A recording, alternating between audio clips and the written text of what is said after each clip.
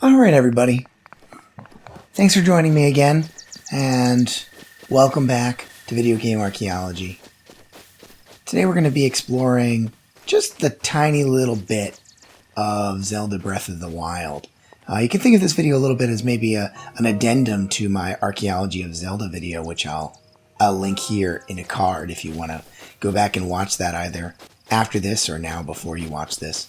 But I just really wanted to take this opportunity to sort of explore the world a little bit more extemporaneously, a little bit more gently, and in a more relaxed way, in a less scripted way. So here we are. The area we're going to look at today is the first area that you visit in the game.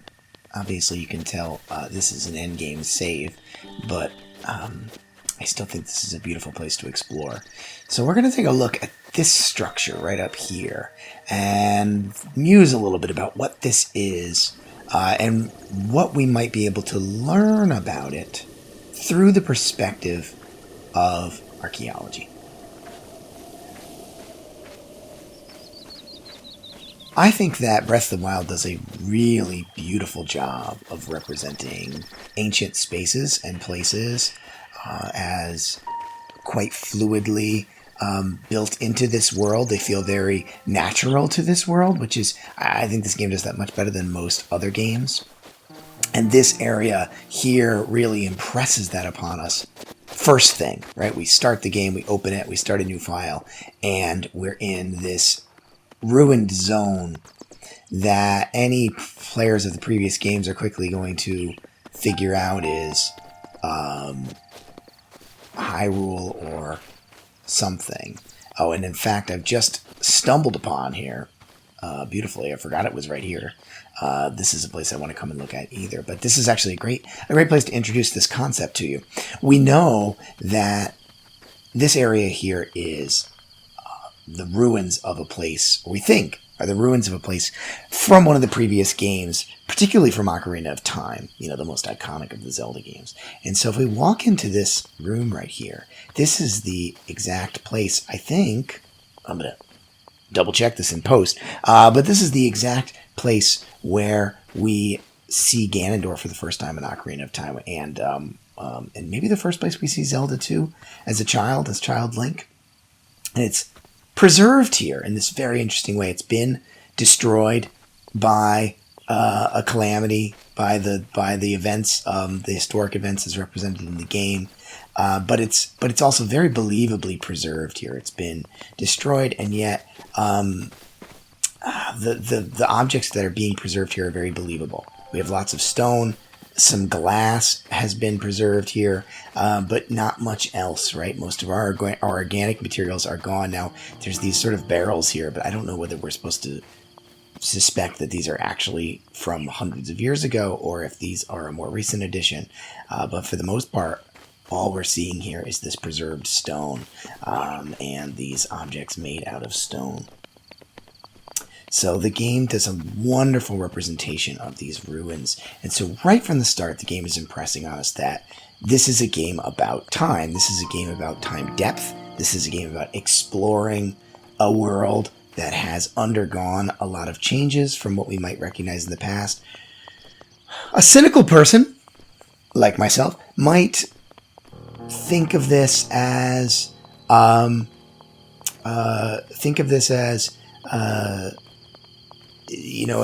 as just a nostalgia blast, right? They're just going for a little shot at our nostalgia. So now I've got this room here, and I actually am not sure if maybe this is the room that's supposed to be the one where we first see Ganondorf and Zelda in Ocarina. I'm not sure. Obviously, they look very similar, right? This one is like sort of more on the path, so maybe that makes more sense that this might actually be that room. Doesn't really matter, right? It's evocative of that in either way. The wonderful stairwell. What the heck was I talking? Who knows? Who the hell knows? My students tell me that I probably have ADD. I was never diagnosed with it, but they're 1000% right. I'm pretty sure I do. I can't remember a thought for more than a couple of seconds. And so we come upon the actual Temple of Time here. And we have to ask ourselves a couple of questions about this. Is this, in fact, the actual Temple of Time from Ocarina? I'll cut some footage in here of that entranceway to in Ocarina, and they really do look very similar. But we'll notice that when we walk inside, they look really, really different. So I've just been wondering to myself, sort of out loud, again, notice here, really careful attention to detail of preservation. These guys, actually, unlike the Uncharted makers, if you watch my Uncharted video, you can see I have a lot of criticism about their representation of the concepts of preservation and taphonomy, or site formation processes in that game, and that they're not very thoughtful at all. Whereas this game is extremely thoughtful about that, and that all we're seeing here preserved is stone objects, and then these pots, these ceramic pots. So they did a little bit of research, I think, about archaeology, and about how to represent these spaces sort of honestly.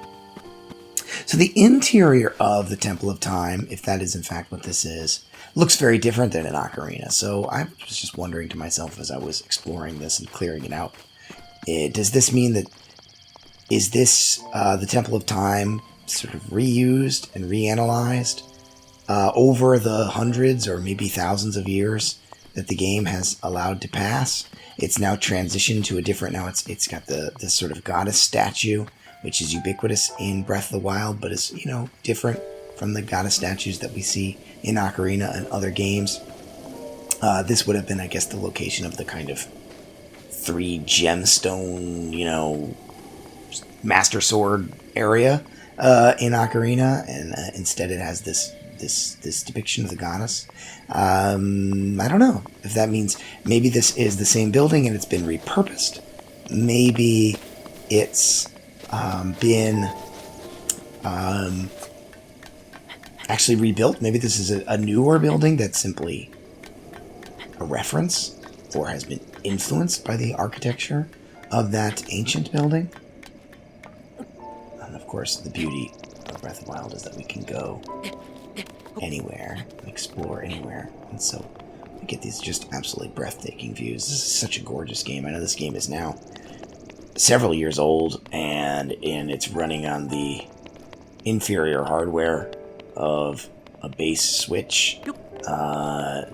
It's really I'm gonna try and make my way around here. Let's see, I'm gonna climb up to the top.